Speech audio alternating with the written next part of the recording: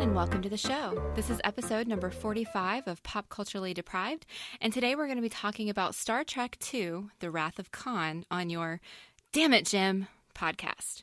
I'm Mandi K. And I'm Matthew Vose. This week, we are joined by our friend Jenn, who is host of A Command of Her Own, a podcast about Star Trek Discovery. Jenn, I'm so glad you're here, and welcome to the show. Thank you, Mandi. I'm so excited to be on today. It's very exciting to be doing a Star Trek film, finally, and to talk about Star Trek. Jenn, obviously you are a big fan of it. Can you give us a bit of an idea of your history and why you like Star Trek so much? Okay, so Star Trek, the original series, was on in the background in my house when I was a kid, and one of the first times I can remember it, it was the episode with the Gorn, called The Arena. And it started giving me recurring nightmares.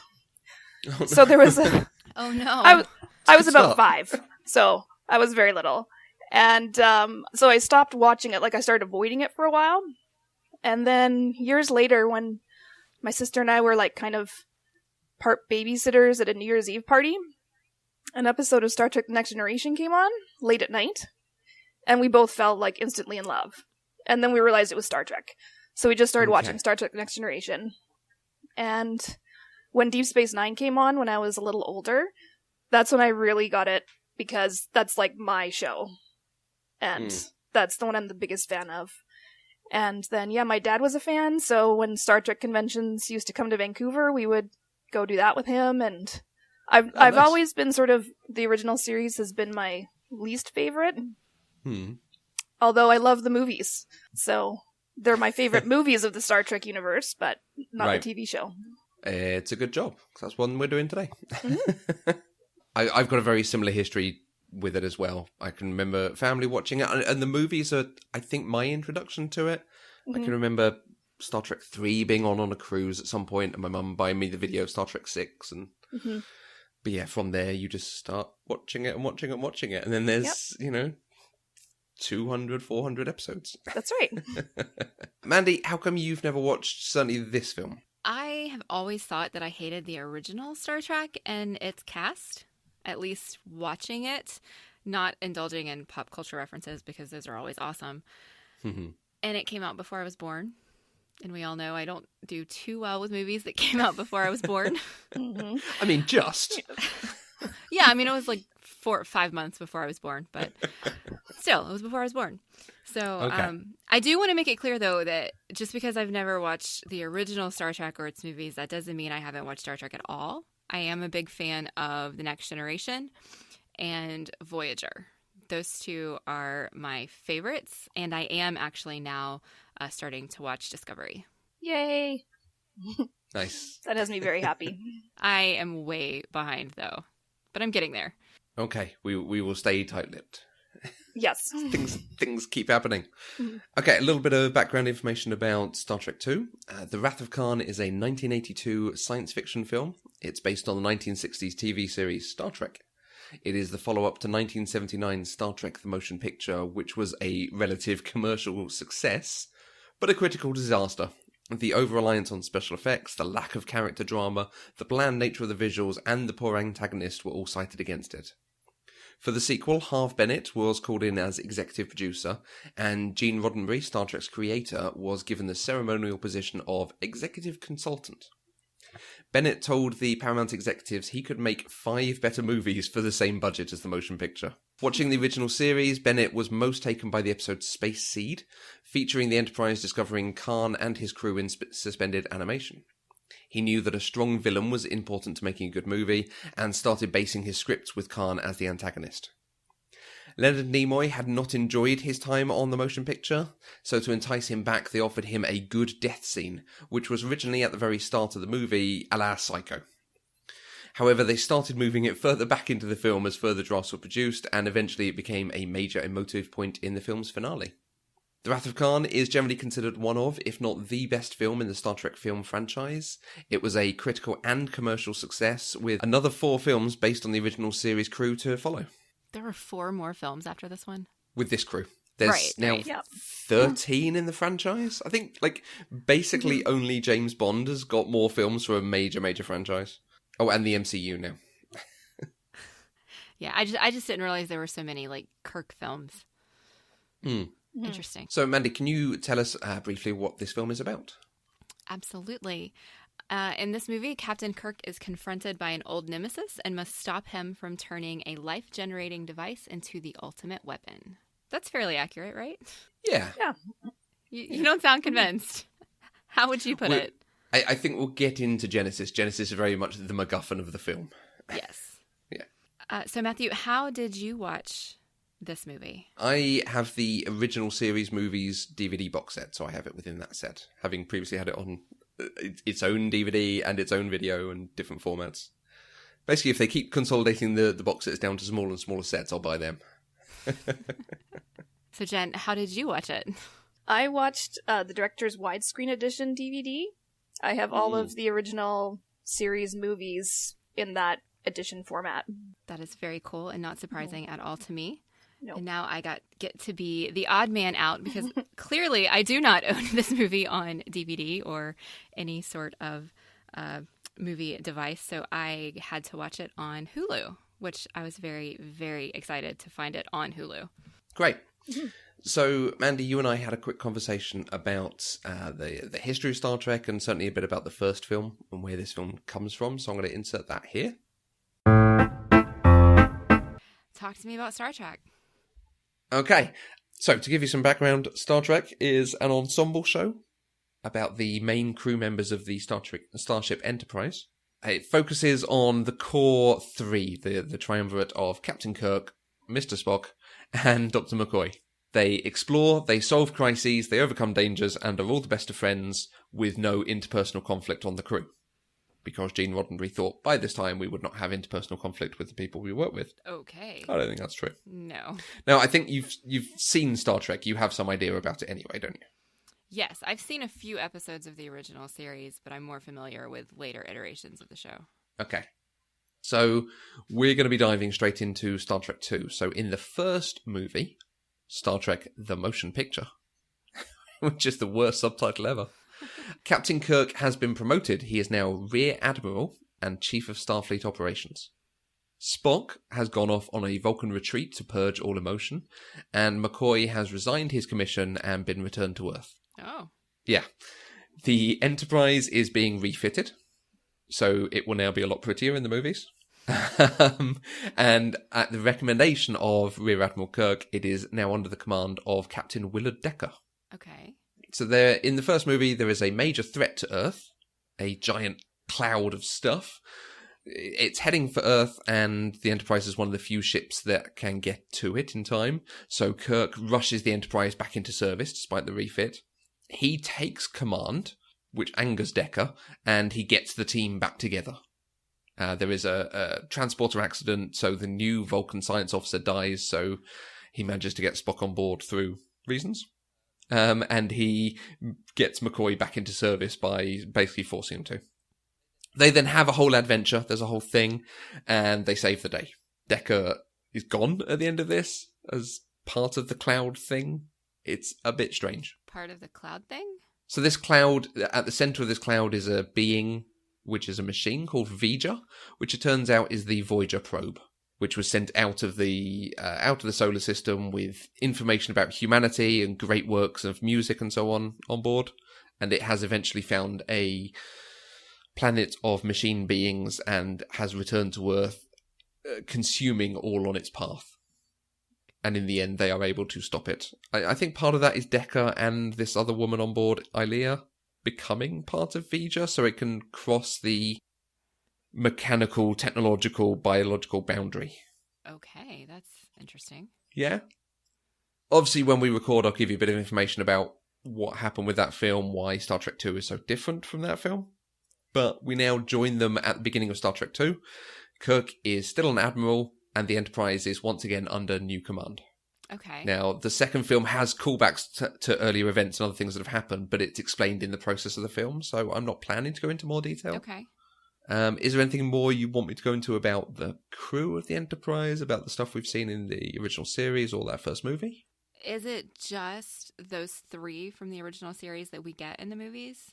No, it's the whole crew. One of the crew, in fact, the young Russian Chekhov, is on a different ship. He's now on a science ship.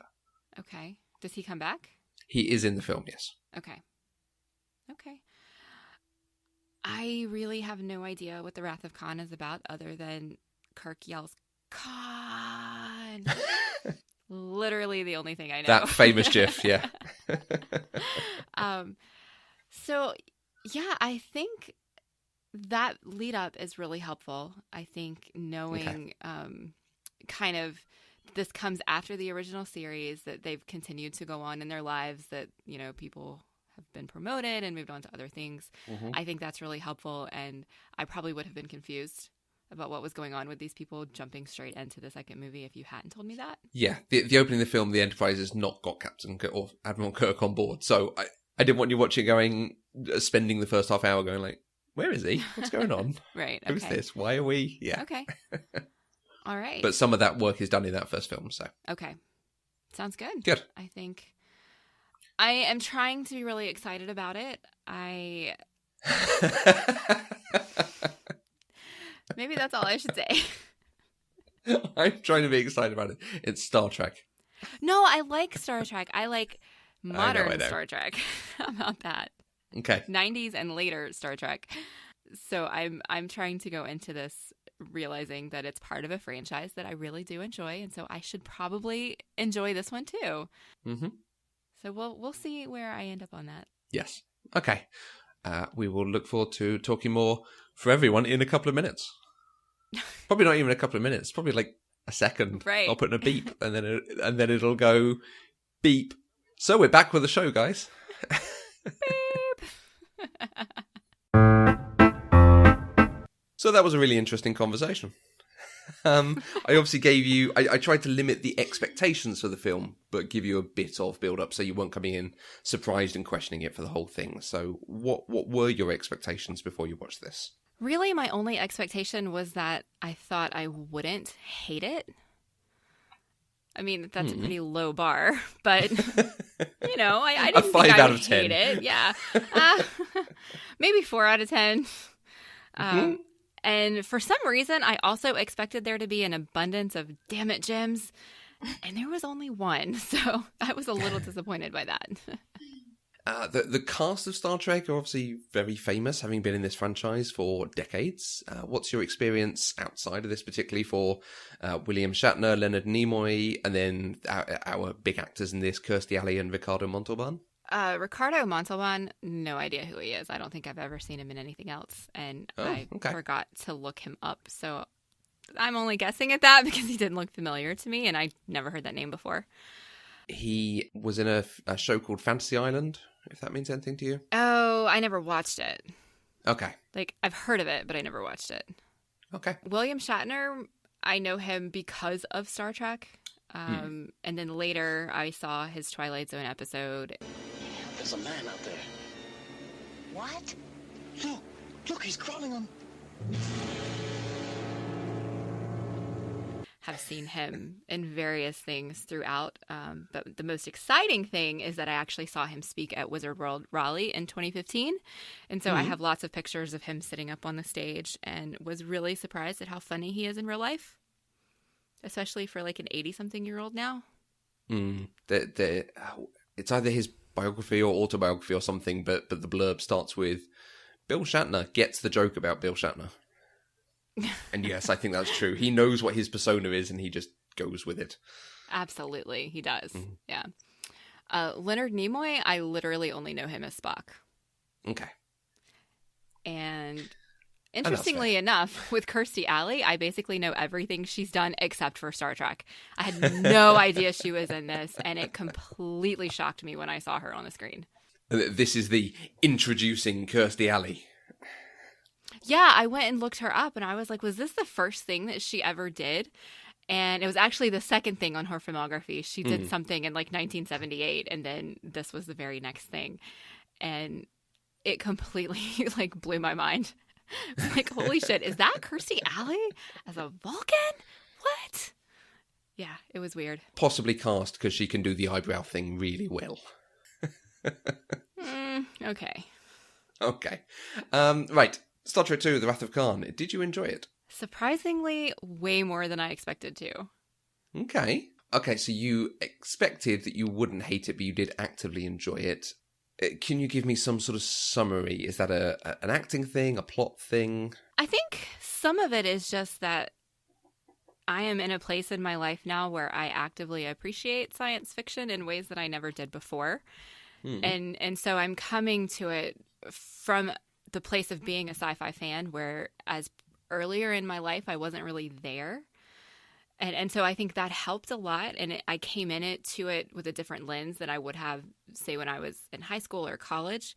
The plot was actually really good. I really appreciated how they jumped right into the conflict. And I mean, Khan was on the screen in like the first 15 minutes, and I didn't expect that. And so it was just kind of nonstop. And the exposition that they gave wasn't fluffy. It was really direct and to the point. And so I just kind of felt like I was watching something that was telling me a good story. And I really enjoyed it. Yeah, because we didn't talk about the original episode that Khan was in, Space Seed. Whilst I could have given you that, I think the film does actually fill you in. It has a bit of work to do to let you know who he is. But like you say, it gets that done very, very quickly. It did. I actually paused it and went and looked it up. Just because I wanted to make sure I had the whole story. But I didn't learn anything that I wasn't already told in the dialogue of this movie. And so they did a really good job of laying out the story in a very clear and concise way. Yeah, the only other thing from the episode, I think, is the fact that it's one of Kirk's crew who helps him mutiny and try to take over. And she is generally a bit wet and a bit rubbish and a bit useless and is exiled with him. The Star Trek TV shows do not treat women particularly well. Oh, no. The old ones, anyway. And then the films do it much, much better. Well, this one was fine. I mean, we really only have the two women, but... Yeah, and there was only one moment that's a hint of Savick in the lift with Kirk, where he ends up getting the side eye from McCoy about, oh, it's you two, is it? Who's been holding up the damn elevator? Thank you, sir. She changed your hairstyle? I hadn't noticed.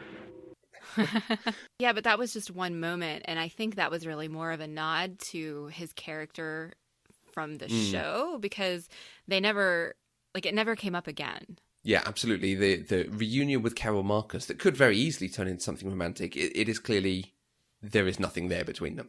Even when they're talking about David and she takes him by the hand, it is as equals and friends. Right. There's certain things that I find to be characteristic Star Trek things, like the sweeping shot of the ship and things like that. And just wondering if Mandi stopped at any point and was like, okay, eye rolling, or if you enjoyed it all, or things like that. Was there any moments where you stopped and were like, okay, is this a Star Trek thing? Or was it just a good sci-fi movie experience? No, I don't think so, because, I mean, this isn't my first experience with Star Trek. So, I mean, I'm very kind of in tune with what might be a Star Trek thing, just because there are some things that are consistent across all of the different shows in the franchise, and even have moved into the new J.J. Abrams reboot. And so things that are Star Trek are just things that are endearing, I guess. Even down to William Shatner's overacting. It's just that's a William Shatner thing, you know? And I mean, where else are you going to get somebody who just sits there for a second and then goes, for no real reason? So, as far as special effects and everything go, I thought everything was really good, except for the bits inside the nebula. Those were the only ones that really irritated me because they were kind of poorly done, but everything else was just a good sci-fi movie. Interesting you saying about the sweeping shot of the Enterprise and that moment coming out of Space Dock, because I feel like it's almost a middle finger up at the first film from Nicholas Meyer directing this one, because the first film it's probably got 10-20 minutes of that sort of shot of the Enterprise, because they've refitted it, so it's now this gorgeous ship for the movie. But it spends so long doing that, you're switched off from the film. Right. These days, you'd be checking your phone or chatting to someone and so on. So this film, I think they do it as really quickly. Let's just get the shot over and done with and move on. But it's a really nice shot. It is. Oh, yeah. It's always a nice moment, but they play it to the exact right amount to show them how poorly that first film was done, I think. I don't like the first film, just so we're clear. I'm also not a fan of the first film. So, yeah, I agree with you there. The other bit that I love that does have a bit of an impact on this is where they find out that there is an issue with the Genesis space station. Regular one. And Kirk is reticent to take over the Enterprise and Spock. It may be nothing. Garbled communications. You take the ship. Jim, you proceed from a false assumption. I'm a Vulcan. I have no ego to bruise. In the first film, he takes over, and it angers the person that he takes over from, and that causes conflict between them for the rest of the film, which is against what Gene Roddenberry wanted Star Trek to be. He didn't want there to be conflict between characters. So it's really nice to actually, they discuss it, and they discuss whether they should or not, and they're both trying to sort of downplay themselves. It works really nicely. And it gives us that great shot of Kirk speaking to Spock whilst also being reflected, looking down on him, above him, which is really strange, but when you compare that to the end scene, and how they're trying to be as close as possible, but they're still separated, to that moment where they are being friends and talking to each other, but you have this separation and reflection in glass. I like that as a juxtaposition across the film. I hadn't noticed that in that first scene, and I'm going to have to go back and take a look for it.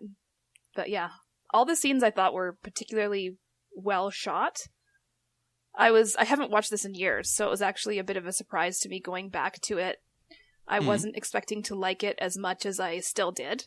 Like, I remembered it fondly, but I was expecting to find more parts where I wanted to pick apart things or parts that the pacing felt off on. But it was actually really well paced, and all the scenes were really well done, and like Mandi said, the only special effects that really kind of pushed me out were when they got to the nebula. Yeah, and unlike some older films, I don't think there's anything really problematic in this.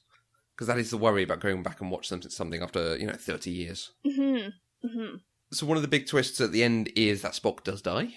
Mandi, did you expect that to come, and did it affect you when it was there? I definitely didn't expect it, but it also didn't really affect me either. Because, it's Star Trek, and there are so many other things in the future of the franchise that I know Spock is in. So I knew that he either wasn't actually dead in that moment or that he didn't stay dead. And then they showed the coffin, and so I thought, oh, okay, he's actually dead. But then they were really not subtle in setting up the next movie. So I just wasn't sad.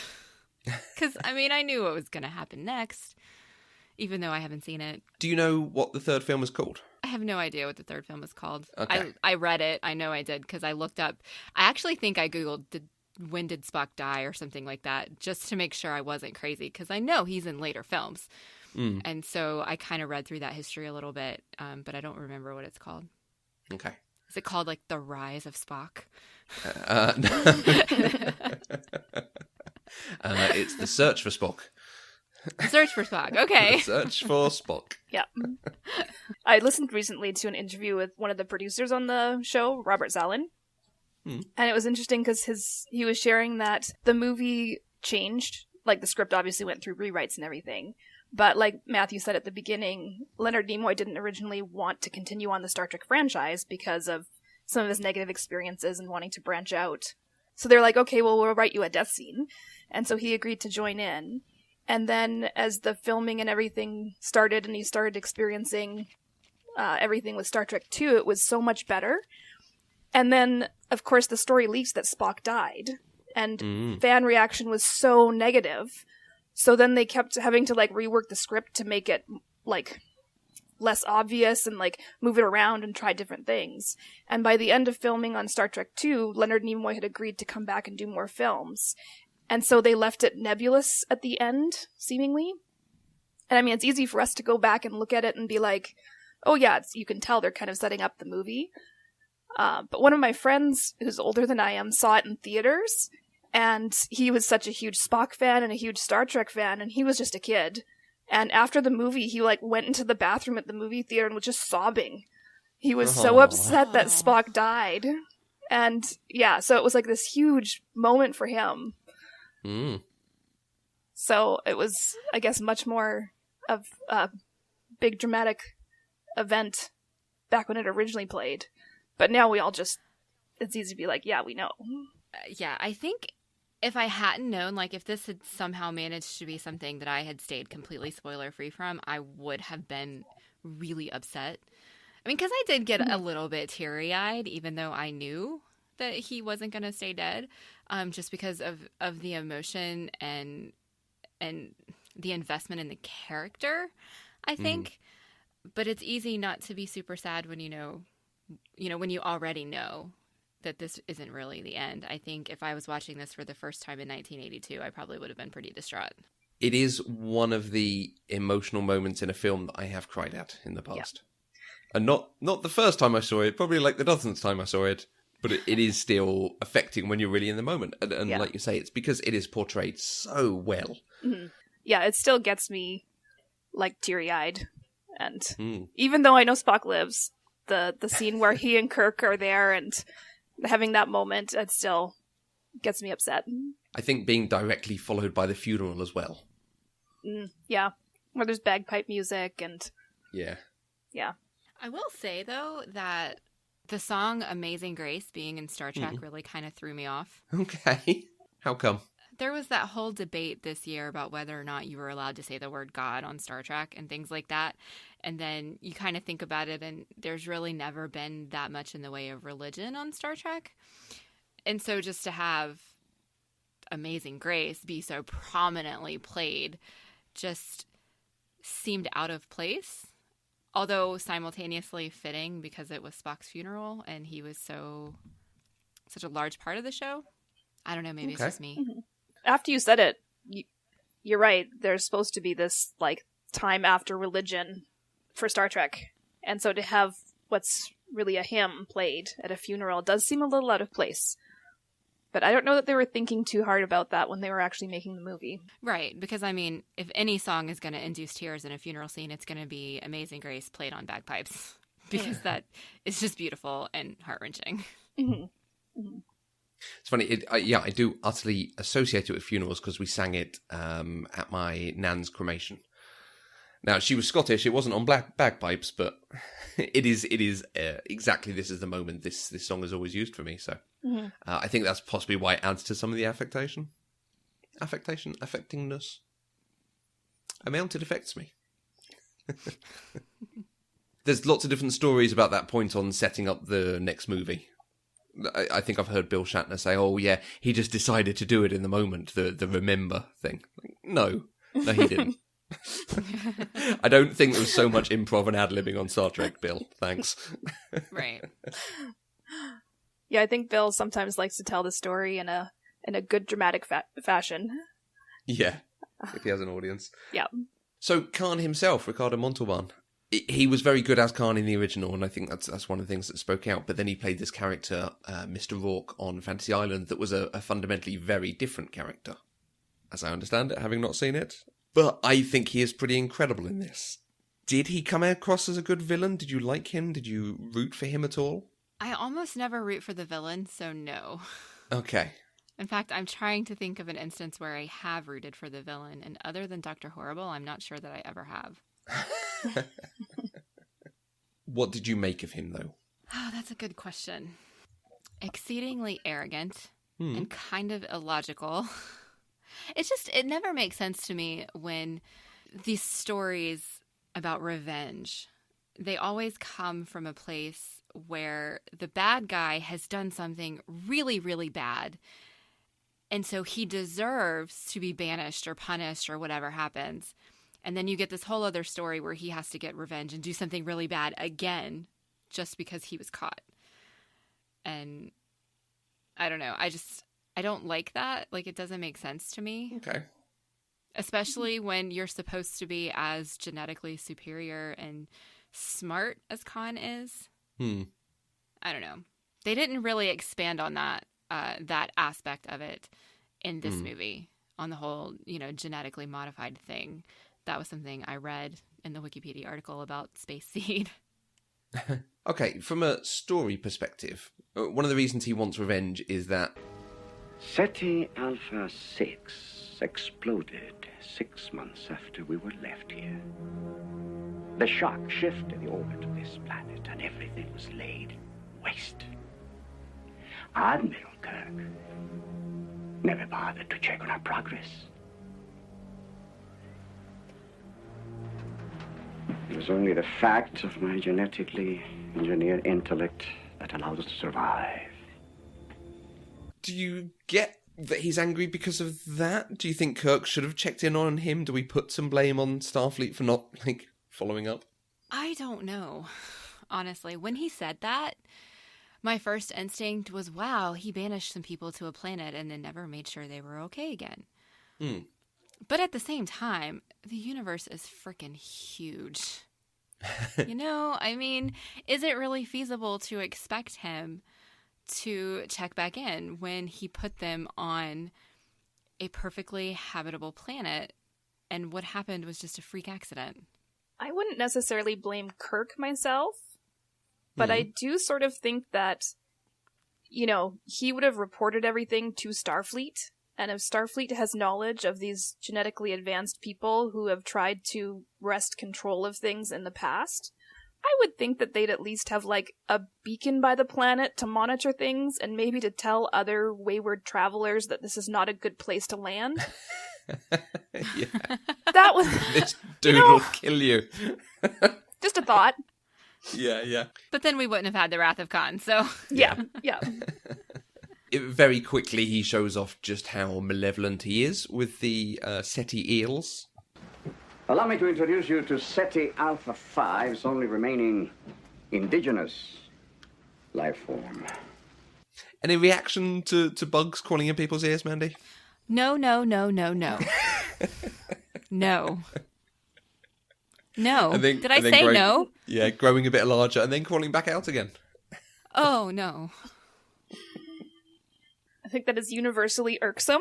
I don't know anyone who would be like, oh, that part didn't bother me at all. Yeah, at first I didn't quite understand what he was going to do with them. So if you look at my notes, I'm like, oh, what is he going to do with the slug things? And then all of a sudden I realized, and in all caps, I'm like, what is he going to do with the slug things? And then I switched to my no-no-nos because that was not okay. Yeah, this is the only, I think, 15 rated classified film in the UK in the Star Trek franchise. And I suspect that is the reason why. Even before I saw it, this was kind of a famous moment. Because, kind of gory, and that's not a Star Trek thing. Mm-hmm. I mean, it is now. It wasn't really that gory. It was just... Now we drop F-bombs and stuff in Star Trek. So. Yeah. The rules are totally different now. That's right. I actually put this on the other day while my children were in the room. And they didn't really catch this part at all because they were busy doing their own thing. But they did happen to look up at possibly the only other gory moment when the Enterprise crew comes onto the space station and the bodies drop from above. And I'd forgotten it, so I kind of was freezing and being like, oh, how are they going to react? And they're 4 and 6, and they totally did not even catch on that they were dead bodies. They were just like, oh, they're upside down, that's funny, and then back to their own thing. Which, I don't know if that's a statement about the other things my children have seen, or how the special effects are, but that's the only other scene that I think would make it sort of higher on the gore scale. Yeah, there's the moment of the engineer's mate dying, and then Khan himself at the end. Mm-hmm. Oh yeah, that Khan at the end was a little disturbing. I mean, he's a bit flagrant with his bare chest all the way through, so there's definite nudity going on in here. Yeah, I was trying to figure out why they did that, and the only thing I can come up with is that he's so tired of having to be covered in head to toe because they're sand people, that now that he's off that planet, he just wants to show all his skin. That's all I got. It's because he's ripped. There are jokes online about being a chest prosthesis that they used for it. But I think it's a nod to the original costume he wore on the Space Seed episode.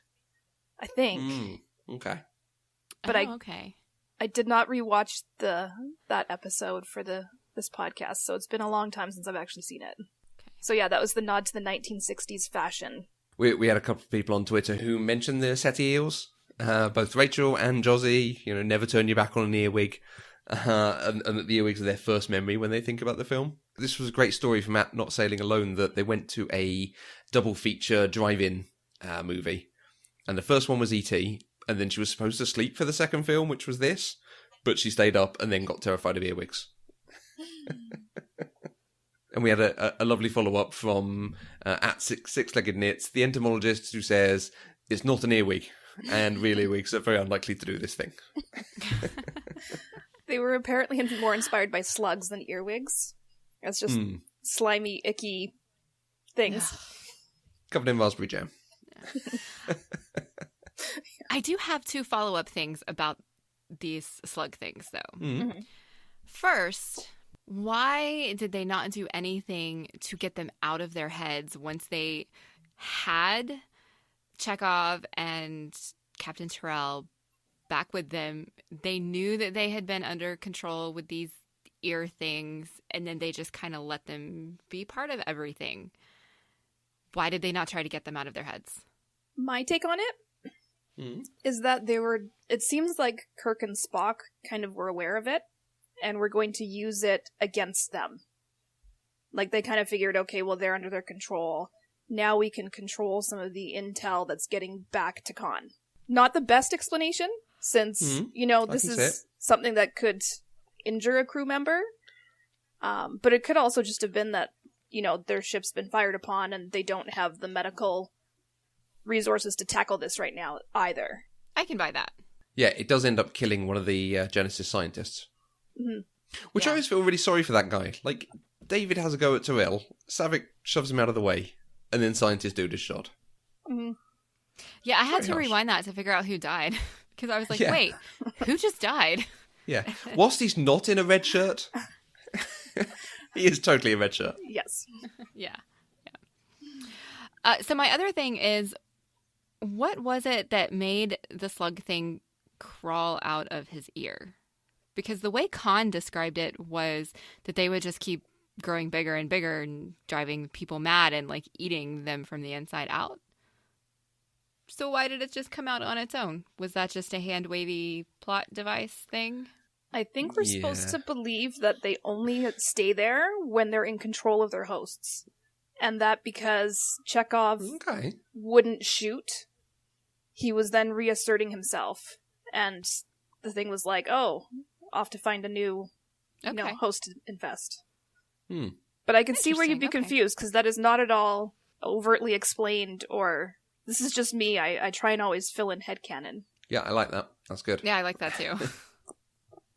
There was a funny line that Gene Roddenberry hated it because Kirk shoots the SETI eel. Mm-hmm. And he says, so this is a creature that Kirk has never seen before, that might be the only thing in the world, in the universe, but he shoots it. I think he says, like an old lady stepping on a tarantula, which is an image unto itself. I think where he's coming from, that he's supposed to be an explorer seeking out new life and new civilizations. But also this thing has just crawled out of his friend's head, so... Yes. Mm-hmm. Like, I probably would have stepped on it rather than shooting it with a phaser, honestly. Although shooting it was far less messy. I don't think I'd want to try stepping on it. I think I'd be shooting it from far, far away. Yeah. Seeing if the rats can eat it. Yeah. Why is there a rat on a space station? I don't know. That's all I was thinking, is why is there a rat here? Such a weird moment. That's a very good question. Yeah, that's like always a just very me. weird moment. Okay. That's a very sort of Farscape moment, almost. The film is obviously very centred around Khan, clearly, and Kirk and Spock, and some of what each is going through. For Kirk, it's his feeling of growing older, not being in control of the ship, but not feeling like he perhaps should be. Galloping around the cosmos is a game for the young, Doctor. Did you buy his feeling on that and his moment at the end of I feel young, now I'm back in charge of the ship and my best friend has died? The end result, yes. The way they set it up, no. Okay. That whole young and old thing was stupid. I think I feel more like Kirk was doing what he thought he was supposed to be doing as an old man, as an admiral. even though he wanted to still be out there and he wanted to still be a captain and flying around and doing these missions and adventures. That's not what he's supposed to do at this point in his life. And that's why he was so depressed on his birthday. Because, oh my God, he was a Debbie Downer on his birthday. And I think Spock summed it up perfectly when he said, If I may be so bold, it was a mistake for you to accept promotion. Commanding a starship is your first best destiny. Anything else is a waste of material. And I think that's absolutely true. And so for Kirk to end up back in that place is absolutely where he should have ended up. I just think this whole I feel young thing was, I don't know, melodramatic. Yeah, I'd say I didn't like the whole I feel young thing either. I liked the one moment at the beginning where he has that, I think it's the line that he says about, like, gallivanting across the universe is a job for the young, and the rest of the original crew is there, and they're like, what is he, like, did he just insult us? They're like, now what is that supposed to mean? What is he talking about? I liked that moment, but in general I didn't like it, and I didn't like how they set up, the experience of seeing a planet makes him feel young. I didn't really buy that or connect to that. I did like the whole thing where Kirk is basically out of his element through the entire movie. I think that's part of the reason that I like the original series movies in general, is that Kirk doesn't have as sure a footing of himself. He's starts the movie as an admiral when he should be a captain, and even at the end of the movie when he's sort of back to it, his best friend has died. And he's lost again. So that aspect I like, but the young and old stuff I wasn't such a fan of. Yeah, you've made me think of the bit where McCoy tells him to get down to the engine room. And he doesn't tell him because of Spock, but he looks over to Spock's chair. His first reaction is, turn to my best friend, what's going on? Mm-hmm. Yeah, that's nice. Mm-hmm. I hate that last line of I feel young. I think I kind of get what they're doing, but there were better ways to have both set up that line and had a line to deliver. Mm-hmm. It's very clunky. Now, Mandy, did you guys, in the versions you watched, did you have the explanation of why he gets the glasses from McCoy? I don't think so. Okay, because the director's edition... he's just old and needs to read. in the director's version, they did add a few seconds there, I think. Normally, McCoy has a medication he can, put onto the eye, but Kirk's allergic to it. So where most people don't have to go through the thing of wearing glasses, he actually does, because there's no other, new technology that can fix it for him. So I think that helps your, how he's affected by feeling old. Is that, he's getting old, he can't see, he can't even have the medical technology to help his eyesight normally. And then even at the end of the movie, his glasses have broken. And he's sitting there trying to read the book. And it's nope. Yeah, the thread of the glasses throughout it is really clever to show him he hates putting them on in front of the crew. Mm-hmm. Just before he does, he goes, damn, and then puts them on. And I love that moment where you have the introduction of Khan, and Khan is villainous and monologue-y and clearly very powerful and angry. And then you cut to Kirk in the back of a shuttlecraft with his glasses on reading a book. And you just have this opposition of them. Okay, they are two very, very different people at this point. And it's setting up a really good showdown between them. Yes. I have seen discussions, let's put it that way. I have seen discussions about the fact they never meet. And that perhaps they should have, and it would have been better if they actually have a face-to-face at some point. But the problem is, Khan is so powerful, if you put them face-to-face, you've got to restrain them somehow, or got to... Because he can overpower Kirk. Mm-hmm. You've got to play the game in another way. So making them have to sort of take command of the ships is a much better way of doing that, I think. It's interesting, because I didn't even think about that until you said that. Because it's done so well, the conflict is done so well, that you don't think about the fact that they're separate the whole time, that they're on two different starships, because the conflict is so real and so threatening. That's interesting. And this, although it's science fiction, it could very much be battleships or submarines or something else. Right. I mentioned Spock obviously is the other one that it pays a lot of attention to with his... he is now captain of the Enterprise and training people up. Mandi, I didn't tell you who was captain of the Enterprise because obviously it starts off with Savick in charge. How did you feel as Spock as the mentor in charge of the ship training people up? I was really surprised that Spock was the captain because the way they introduced the movie, I thought Savick was the captain. I didn't realize that it was just a training exercise, and it took me a little bit of time to figure that out. But when I did figure it out, my first thought was, oh, yes, that's right. If Kirk can't do it, then of course it should be Spock. So it made sense to me. Okay. Although I didn't really understand why almost all of the original crew was still there, but we had all these new training people too. So, like, that didn't really make sense to me. Because I feel like it either should have been all new people or all just the original crew. Like, I don't know why they had to both be there. Pass. Maybe it's in the first film, so many ships were destroyed by Feja, the mystery cloud, that they're now having to recruit huge numbers of people to fill in junior positions. Okay. Maybe that's the explanation for why in Empire Strikes Back and Return of the Jedi the Imperial forces are a bit rubbish because all the good Imperials were on the first Death Star. Right. Okay. Well, I mean, I guess when you watch like the original series and stuff, or even like the Next Generation or Voyager or whatever, you focus so much on the who you call the crew, which are like the 5 or 6 main people, and everybody else is just in the background. But there was this whole series where a starship was crewed by these like 5 people, and you don't really pay attention to anybody else. And then you get to this movie, and you've still got those same 5 people, but all of a sudden we're paying attention to all these other people too, and it just felt different and like too much. Okay. I don't know if that makes sense or if it's just my brain being weird. It's okay if it's just my brain being weird. No, I got that sense a little bit too, because only Chekhov really has another posting.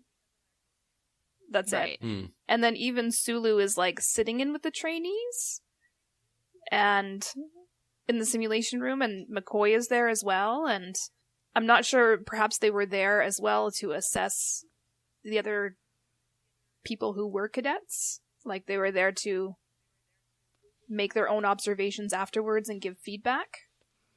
Was possibly one of the reasons. Yeah, as a kind of heads of department thing. Mm-hmm. Yeah, I think in my head I just kind of have to whistle past it and just say it is what it is, because just logically it doesn't make sense to me. Interesting you saying it's obviously Spock, because they don't lean into it as him as captain. You don't see him doing the Kirk thing and the moralizing, the speeches and the going on away teams, but we also don't see a proper mission anyway. And in the series, they did address Spock looking for command on 1 or 2 occasions, and it never went as well as he'd like. You need some emotion to be able to lead people, was the implication. Which is not true, clearly. Because then we come to Savick, who is on some sort of command promotion-seeking thing on the command track. Did you like Kirstie Alley as a Vulcan and as Spock's mentee? Kirstie Alley does not work for me as a Vulcan. Okay. Not even a little bit. Is that because of your experience of her elsewhere? Maybe. I'm not sure if it's because I'm just so familiar with her doing all of these really expressive, emotive things, and that was bleeding through what I was seeing, or if she really just couldn't be expressionless in Vulcan. Okay. Because I felt like her performance was very full of passion and sass and sarcasm and all of these things that you don't expect from a Vulcan, unless that Vulcan has been with Kirk for 30 years. That's interesting, because that's something I do expect from a Vulcan, for them to actually be giving it back a bit in a logical, unemotional way, but they do cut back because they consider themselves superior. Right, but I didn't feel like her sassiness was unemotional. Okay, got it. She had too much pride and so on. Maybe. Her face is very expressive, And so it just didn't work. Like, I actually had to look at her ears a couple of times and be like, oh yeah, she's playing a Vulcan. Because I would forget that that's what she was. I enjoyed her sass, but in all of the female Vulcans in the original series movies, she's down near the bottom in general for the rest of the ones we see. I think she did a good job, but I think some of the other women we've seen playing Vulcans later on have done better. Yes, I would 100% agree with that. Mm-hmm. And that's basically all I'm going to say on the matter. Yeah. Although actually, Sonequa Green from Discovery, she does a very good impression of Spock, basically. Yes, yeah. But she's not really Vulcan. She's just raised that way. Yeah. Which almost makes it better. Yes. Last topic I think I wanted to cover is Genesis itself and the Marcuses. Genesis is a MacGuffin for any sort of weapon, basically. You could almost take it out and the plot would largely be the same. It just gives us a reason to focus it around this space station and this area, and reasons for Kirk to come across. What do we make of the fact he has a son that's never been mentioned before, and a relationship that's never been mentioned before, and suddenly we have this hugely powerful scientific theory? Okay, those are two kind of different things. Okay. As far as David goes, I'm not surprised because Kirk has a reputation for being a womanizer. And so it completely makes sense to me that he would have a random kid somewhere. What I was surprised about was that he knew about him. You know, when he, you know, just casually looks at Carol and is like, "Is that David?" I was like, oh my God, that's his kid. And then it turns out that really was his kid, you know. And so it was surprising, but not surprising all at the same time, I think. I think they handled it well, but it really served no purpose for the story. Yeah. One aspect of it that I liked was that Kirk kind of knew about it, but it wasn't a big issue. Like, they didn't do the big reveal and then have, like, how did you not tell me? And, like, recriminations and accusations. I'd like to think that in the future in space, when, you know, an unexpected child is a result of an adult union, that they handle it with maturity, and that Carol Marcus, being a responsible scientist, could totally just make the decision to be like, yeah, okay, I'm gonna have the baby, I'll tell Kirk, and Kirk is like, well, I'm a starship captain, and she's like, yeah, I get that you can't just, like, stop and do this, and that's cool. I wasn't intending a lifelong partnership with you, but just FYI, I'm gonna have your kid, and that it wasn't made a big deal. Like, I appreciate that in the future that could be a reality, because that doesn't seem to happen too often nowadays. So I appreciated that part of it. David's performance in general really kind of grated on my nerves. And, yeah, I won't say anything else about I won't make any other comments on the purpose of that story. Okay. Does it come up again in later movies? Okay. Hashtag no comment. No. Yeah. Okay, so okay, fine. Then they may be setting something up for the future, but for the purpose of this story that we're talking about, if he wasn't there, the story wouldn't have changed. I think that David helps point out some of the flaws of Starfleet, so that we get his criticisms that are separate from Khan and the villain, which I think adds a bit of balance. But I don't think that necessarily had to be David. I think that just comes from David because he's a little bit bitter that his father didn't choose to stick around. Yeah, because that's one of the things Harve Bennett did, is he made this a much more naval military force. With everyone's called Mr. and you have the boatswain's call and so on as they come on board. And even when they did the uniform redesign, they went with a much more militaristic feel because they couldn't recreate the original series uniforms, so they went with something. Yeah, everyone's in trousers now. Yes, thankfully, yes. No miniskirts. Yeah, this could. You're absolutely right, Mandi. This could be a generic space station calling for help. And it doesn't change. There is no point at which David himself is in peril, except that it helps Kirk be a little bit more motivated. But he should be that motivated for anyone who's in trouble. Right. Picard would be. Well, yes, of course, because Picard is always right. I think it helps the call go out specifically to Kirk, because they know that Carol knows him and that he's connected. Khan uses that as a way to manipulate the situation so that Kirk specifically comes and not just any Starfleet vessel if they're calling for help. So that adds a little bit to it. Because they knew as soon as they mentioned Jim Kirk's name that she would call him directly and not just complain to whoever in Starfleet. Right. But aside from that, they could have gotten there a few ways. And Kirk should have just been as motivated by anybody in that situation. Yeah. I'm not going to go through the other crew members because they're not treated hugely well by the film. They're just there and they help out and they each get a line. Well on you. There's a couple of Star Trek tropes that I quite enjoyed seeing, because I think this might be the origin of them. And the first was the list that is real person, Star Trek person. They'll remember you in one breath with Newton, Einstein, Surak. And of course, that's recently come up again because they did the Wright brothers, Elon Musk, and Zefram Cochrane. I think this is where that comes from. And the same sort of thing, the allusions to Earth literature being an alien race within Star Trek. Do you know the Klingon proverb that tells us revenge is a dish that is best served cold? I actually Googled that to make sure that was an actual real proverb and didn't originate from Star Trek. I was like, wait a minute. That's not where that came from. Yeah. But also because I had not realized that Spock's famous line, "The needs of the many outweigh the needs of the few," came from this movie. I assumed that was something he had always said over the course of the series. But it's not. No, it's just this film. But it is used very powerfully how the two scenes, the handing over of command and then his death scene, sort of play against each other. Yeah.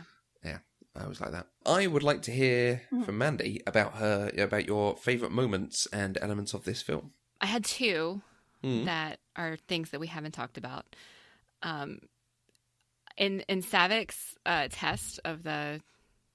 I can't remember the name of the test at this moment. Kobayashi Maru? Kobayashi Maru, yeah. Yeah. The fake deaths that the crew did, the bridge crew did, including Spock, were incredible. I mean, they were launching themselves all over the place, and that was pretty awesome. And then Kirk walks in, and Spock just like opens his eyes and sits up. I was greatly amused. It's wonderful, isn't it? Because he does the head drop as he dies as well. Yeah. Yeah. I think, as Jen said, because it was leaked, possibly by Gene Roddenberry, that he was going to die in a way to try to save the character. I suspect that's why they did this fake death so early on. Oh, so people wouldn't be expecting it later. Yeah. They would assume that the leaked death was this fake death. It's quite clever. And to kill... I think they kill Uhura first. Maybe Sulu. So it's like, oh, actually everyone's dead. Oh, no, it's just a game. I also loved this scene, especially McCoy's line at the end about enjoying the performance. And I think it's almost the main characters getting to poke fun at their performances on the TV show, because so often that's what they'd have to do when the ship was under fire, is they didn't actually have good special effects, so they'd have to lurch and throw themselves around the bridge for filming to make it seem like they were under attack and everything was shaking around. And so I think this was also them getting to really ham it up and then have it be like a performance and just have fun with it. Yeah. Because it was, it was very enjoyable. A little winky nod. That's right. I love it. My other favorite thing, and I think this is my very favorite thing in the whole movie, was at the very end when they saved what we're accustomed to being the opening monologue to Star Trek to the end and having Spock do it. When the first chimes of the song started, and then space, the final frontier. I literally got goosebumps. It was wonderful, and I really liked it. A question I meant to ask you earlier, actually. Have you seen Star Trek Into Darkness? Yes. Okay. Because that is kind of a remake of this, but they flip so much of it, with Kirk dying and Spock doing the Khan cry and so on. I don't really remember much of it. But I didn't have this as a reference. Yeah, I didn't have this as a reference when I watched it, and so it would have just all went over my head anyway. Okay. All I remember is that Benedict Cumberbatch played Khan, and it was very interesting because the actor who played David in this kind of looks like Benedict Cumberbatch. Oh, you're right. It was just weird. I haven't actually seen Into Darkness yet. Okay. You're not missing anything, I'm afraid. Yeah. I'm waiting until I can track down the third movie and then just like watch them back to back because I haven't seen those two. And I've heard so I figured doing them back to back it'll end on a high note. Yeah. Yes, yeah, absolutely. The only other thing I remember about the second one is that Noel Clarke has a small part in the beginning, and he played Mickey on Doctor Who. So he did. Yes, he did. Like that and Benedict Cumberbatch are all I remember. Okay. So. Yay, British actors playing kind of villainous dudes. And I'm afraid we've clearly just spoiled what was meant to be a big secret in Into Darkness for you, Jen. Oh, that's okay. I'm fairly... because they lied. Yeah, that's why I didn't watch it, because they lied so much about the whole premise. And then when it was like, and I was like, I was so angry. I kind of didn't watch it on principle. Okay, Jen, handing over to you. Your favourite thing can be that this is Star Trek, but is there anything particular to this film that you love so much? I've been trying to think about it to figure out why I enjoyed the films and the whole original series films in general, how I enjoy them, but I don't enjoy the original series TV show as much. And I think it goes back to the fact that through many of them, Kirk is trying to find himself again. And so that's why I like the premise of the movie being like, you know, he's not a captain anymore, he kind of doesn't know what to do with himself. And one of the favorite scenes I have is when Kirk is on the ship and Khan has revealed himself, and Kirk figures out the plan to have them drop their shields. And he's like turning around and then like putting on his glasses and like mouthing things to people and having to do it in such like a sneaky way that just tickled me for some reason. And I really enjoyed that he was overcoming Khan with his specialized scientific knowledge, as opposed to just like out fighting him with superior power. So that was one of my favorite parts for how they were going to outsmart him. And similarly, when they're in the nebula and they figure out that space is 3-dimensional, so let's just sink down and then pop up behind him. And they were using those kinds of methods to outwit Khan. Was in general what I enjoyed about it. It wasn't just Kirk, getting into a fist fight like the TV show might have done. And okay, so can you guys maybe explain something to me that I missed? Okay. I was having a really hard time with the nebula scene because, like you said, they decided, hey, space is 3-dimensional, so we can sink down and pop up behind him.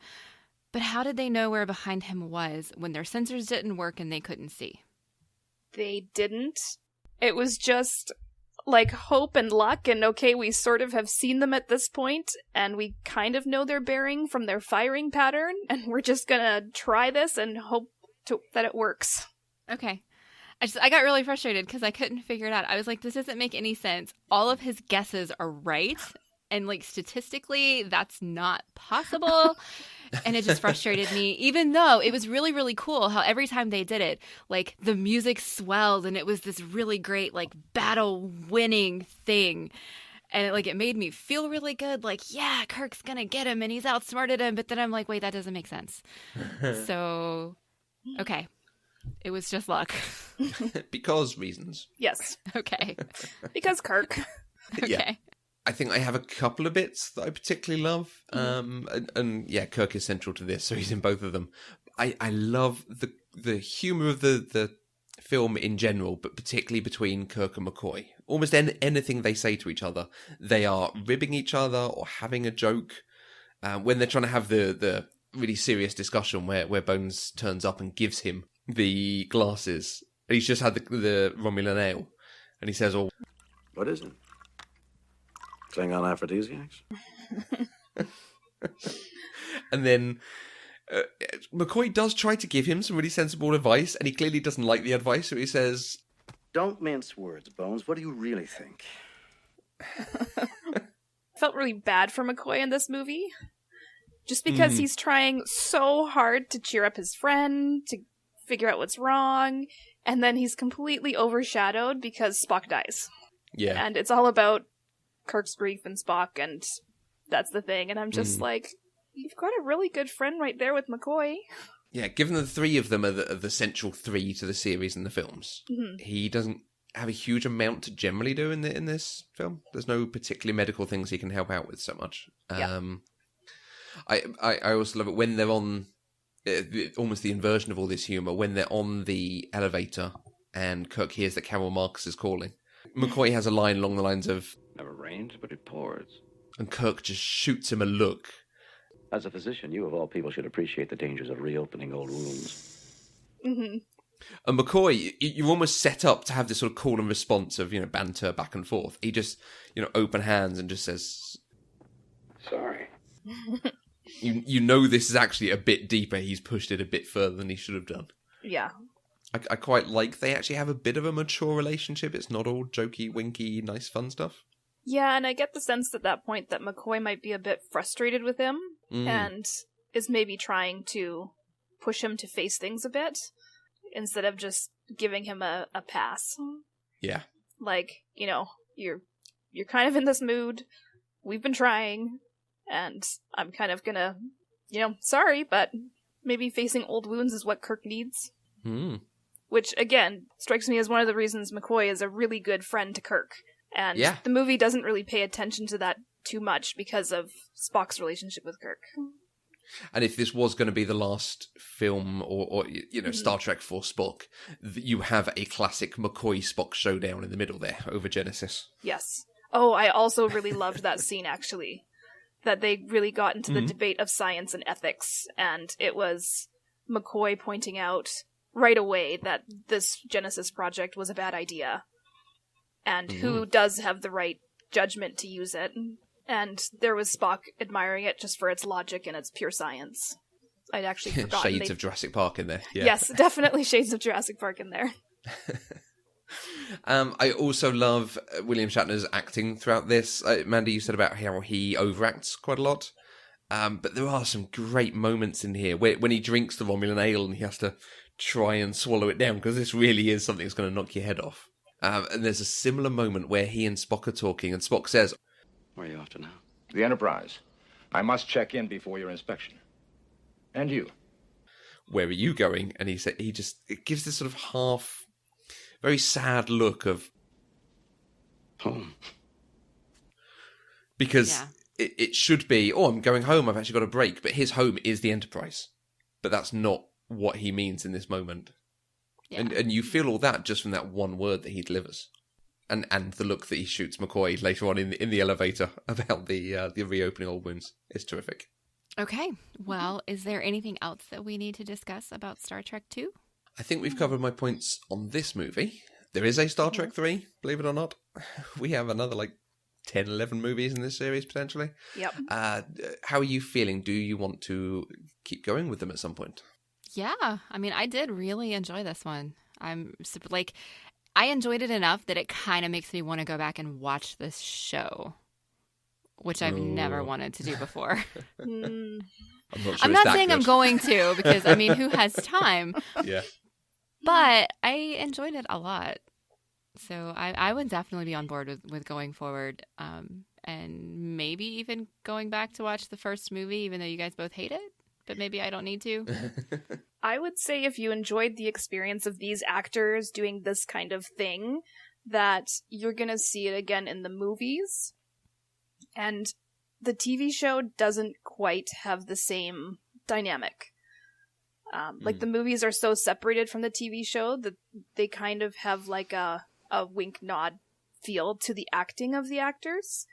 Whereas in the TV show, they were all taking themselves quite seriously, and the feel of it is a little different. And it was in the 60s, so there was a lot of elements that are not progressive at all.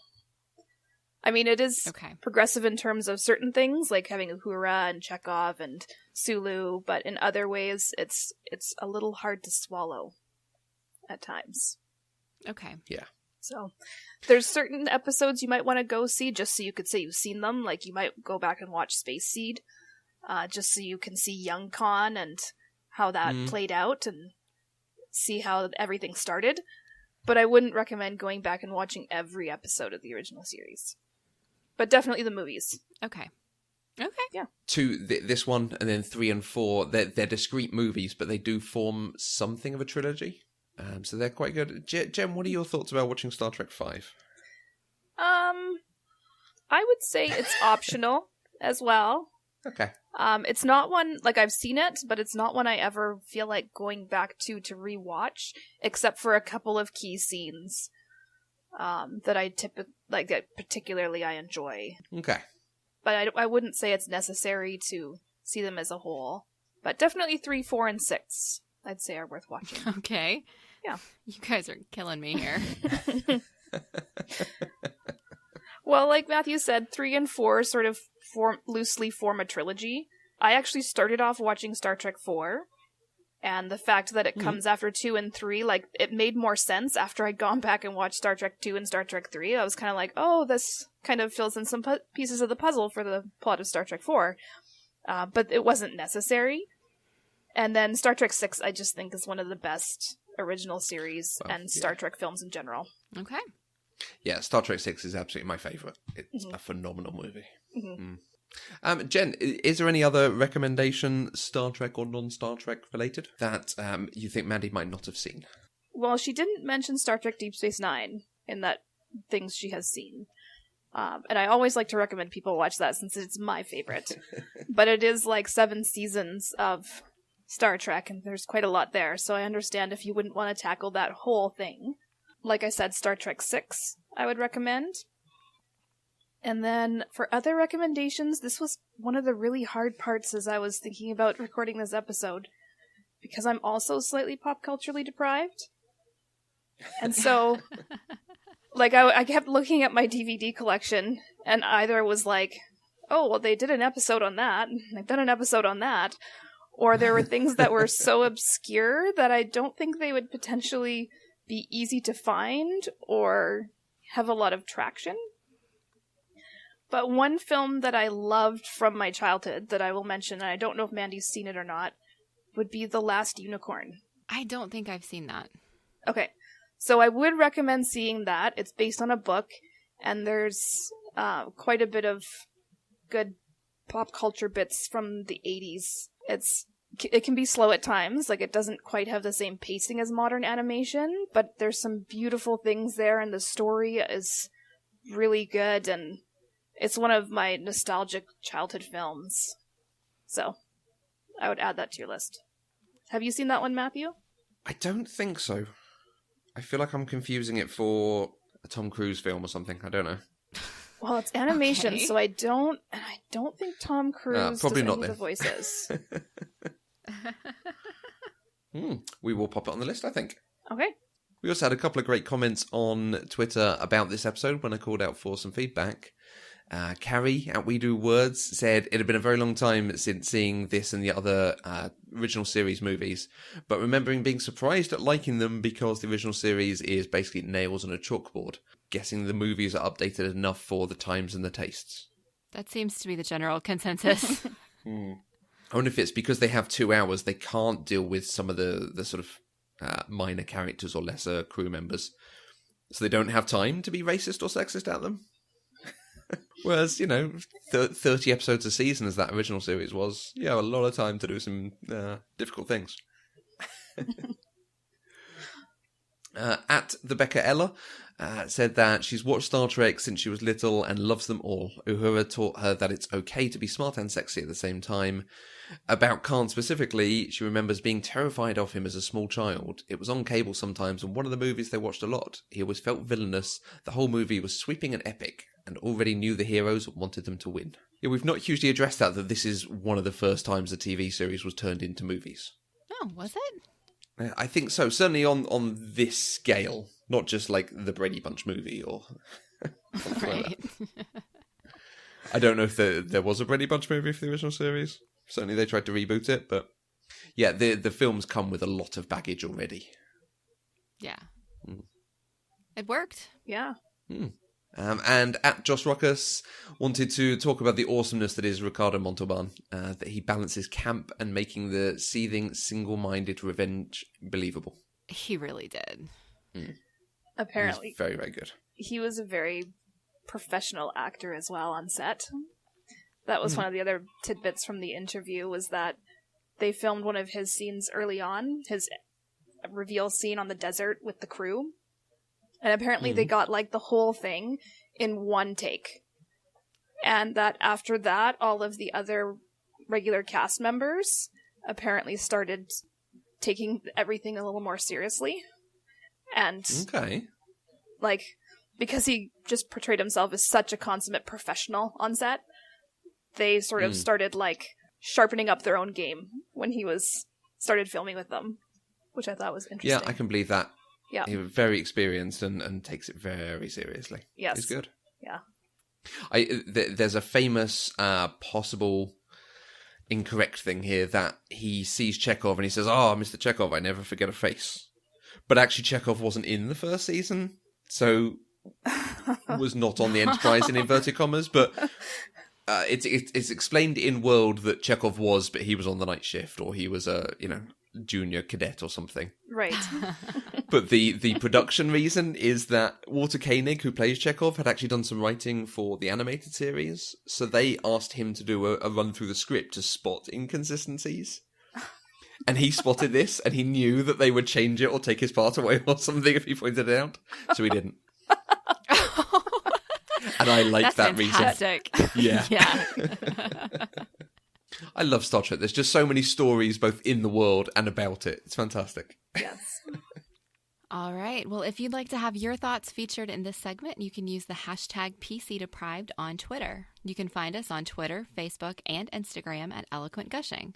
You can also email us at podcast@eloquentgushing.com, or you can leave us a voice message at speakpipe.com/eloquentgushing. You can find each of us on Twitter. I'm at Mandi K. And I'm at Matthew Vose. Jen, thank you so much for joining us. It's been lovely to gush about Star Trek with someone who loves it just as much. I always enjoy gushing about Star Trek, so anytime you want to do this again, please let me know and we can make that happen. Nice. Where can people find you and your show? Well, my podcast you can find on Twitter at Command of Her Own. And I podcast there with my friend Kate. We're doing an episode-by-episode reaction podcast to Star Trek Discovery. And that comes out every Wednesday-ish, depending on Kate and my work schedules and everything.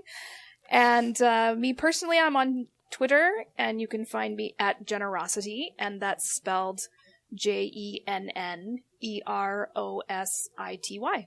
Pop Culture Deprived is 100% funded by listeners like you through our Patreon page.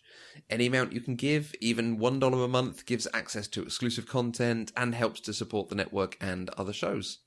To find out more, visit patreon.com/eloquentgushing. And don't forget to visit the website, eloquentgushing.com, to subscribe to our weekly newsletter and keep up to date with everything that goes on with our shows. We'll be back next week with another episode of Pop Culturally Deprived, where we'll talk about seasons 1 and 2 of Parks and Recreation. Until next time, I'm Mandi K. And I have been, and always shall be, your friend.